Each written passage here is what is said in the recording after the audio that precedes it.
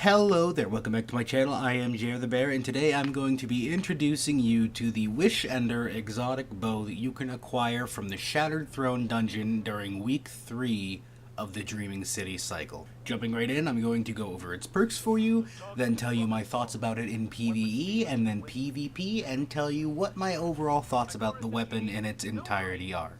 So let's go. So, first up we have Queen's Wrath. While aiming down sights with a fully drawn bow, enemies behind walls are highlighted. Next up we have High Tension String. Increases accuracy, slightly slower draw time, and slightly increases stability. Next up we have Anti-Taken Fletching. Specialized to fight taken targets, increases accuracy. And I'm pretty sure it increases damage against taken targets. And lastly we have Broadhead. Piercing arrowhead that damages the target on entry and exit. One shot can overpenetrate multiple targets. Okay, now on to the review part of the review. Firstly, I'm going to tell you how I feel the weapon fares in PvE, then I'm going to transition and tell you how I feel the weapon does in PvP, and then I'm going to give you an overall score on how I think the weapon fares entirely across all activities in the game. And I'm also going to name a few exotics that synergize well with this weapon. So first up we have PvE, and to be honest, there really isn't much to say about this bow for PvE purposes, as its main perk, Queen's Wrath, seems to be much more apt for PvP. Now that's not to say it can't be used in PvE, it can, and it's quite effective. But generally in PvE you know where your enemies are anyways. They're very distinct because they're usually quite large and they have unique weapons and make a bunch of noises. So, a few quick notes on how it performs in PvE. It does very high damage per shot, like other bow-type weapons, even more to Taken. It lets you see enemies through walls when fully drawn and aiming down sights, as its exotic perk says. It doesn't take up your elemental weapon slot, allowing you to keep that sweet Aikilo shotgun in your loadout, and admittedly it looks ultra cool, especially on a hunter. Some drawbacks for the weapon include a long draw time, even with the Oathkeepers, which would lead to lower damage per second versus other types of weapons, like maybe a pulse rifle, or a particularly good PvE hand cannon like the Crimson. Ultimately, I could see somebody using this weapon in PvE as soon as they got it, but for very difficult PvE activities like the Nightfall or the Raid, this weapon will probably be swapped out for something more appropriate like a Go Figure, which is a great all-around weapon for all activities in the game, or maybe something like a high-impact hand cannon like the Duke Mark 44. Now, on to PvP. I'm pretty sure you already know half of what I'm going to say here. You can see people through walls, and it's a high damage per shot weapon. And both of those things together create a potentially very, very powerful weapon. Potentially. In practice, it's not that good. If I had to give one word to describe this weapon, just one word, it would be massively, incredibly, frustratingly inconsistent. Yes, that is all one word, I just invented it. So, a few things to note about the True Sight capabilities. In my personal playtime with the weapon, I've noticed some confusing things about its main perk, Queen's Wrath, that leads me to think that there is either almost certainly a mechanic to the activation of the perk True Sight capabilities that is not mentioned, or that the weapon is very, very bugged. I say this because there are times when I know someone is behind a wall or solid object, whether because I just saw them go there, or I saw them take cover from a firefight, or I just see them on the radar. I know for a fact that they're there, and I draw the bow, and I full charge it, and I even hold it there for a few seconds, and nothing. The true sight for that person never appears. The true sight capabilities of the weapon also seem to have a limited range, which honestly is understandable, but what isn't understandable is the inconsistency with it. At times, I will be able to see players from very far away, and at others, only from very close by, and still at others, not at all. The perk just sometimes refuses to work.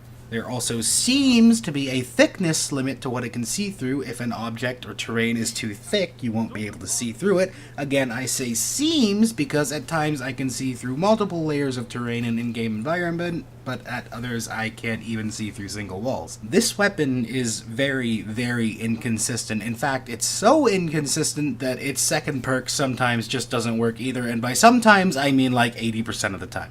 Arrows fired from Wishender are supposed to deal damage on entry and exit. However, once again, as per the unfortunate theme of this weapon, the arrows sometimes deal full damage, both entry and exit damage, and sometimes only do the entry damage. And for a weapon that's honestly quite moderately difficult to get and time-gated like it is, meaning that you can only get the weapon on the 3rd week cycle of the Dreaming City, it is really, unfortunately, nothing more than average.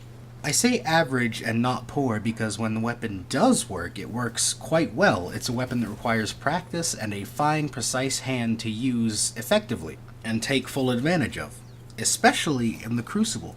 And when it does decide to work, it's quite good. Unfortunately, more often than not, it only seems to half work the majority of the time, with either one part of its perk working or the other part of its perk working. And for an exotic that requires such effort to get, again, it's not too bad, but it's certainly not trivial either. It needs to work all of the time. If I had to give this weapon a final score in its current state, I'm pretty sure I'd give it a 6 out of 10. It just doesn't work right. It's dreadfully inconsistent, and its exotic perk is confusing and troubling to get to activate and work correctly. If you do intend on using this weapon and mastering it, however, you'll probably get a lot of good uses out of it in PvP, considering you literally get wall hacks with it. You can track your enemies in near real time.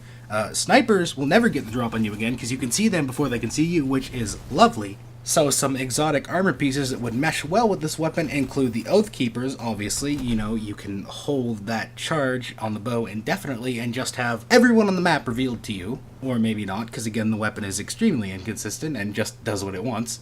And you can charge the bow faster, and this bow has a long draw time, so that is quite good. Now, oddly enough, the Oath Keepers also currently don't seem to be working right, as the decreased draw time on bows is either non-existent or completely negligible. How ironic. Foe Tracer would work well with this weapon, as even though you may think that a bow that lets you track your enemies through walls at near real time would make wearing Foe Tracer redundant, in the weapon's current state, Foe Tracer works quite well with it.